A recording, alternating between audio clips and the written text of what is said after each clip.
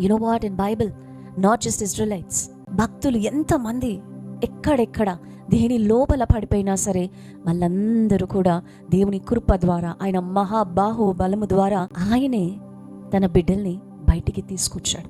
Yes, ఇబ్బందుల్లో పడ్డారంట Shadrach, Meshach, అబేద్నెగో. ఆ ఇబ్బంది పేరే అగ్నిగుండము.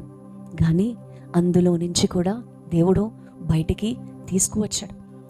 దానియేలు సింహాల బోను అనే ప్రాణాంతకమైన ఇబ్బందిలో పడ్డాడు. కానీ దేవుడు ఆ దానియేల్ని సింహాల బోనులో నుంచి బయటికి తీసుకొచ్చాడు.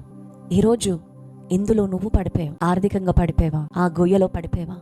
నిందలు, అవమానాలు, బాధలు, ఇలాంటి ఊబిలో పడిపోయావా? తప్పుగా నీ మీద ద్వేషము, అసూయ నీ వారే చూపించే ఆ లోయలో నువ్వు పడిపోయావా? ఒంటరైపోయావా? ఒక్కడిగా ఏడుస్తున్నావా? ఒక్కదానిగా బాధపడుతున్నావా? అయితే ఆ లోయలో నుంచి కూడా దేవుడు నిన్ను కూడా లేవనెత్తుతున్నాడు బయటికి. హల్లెలూయా.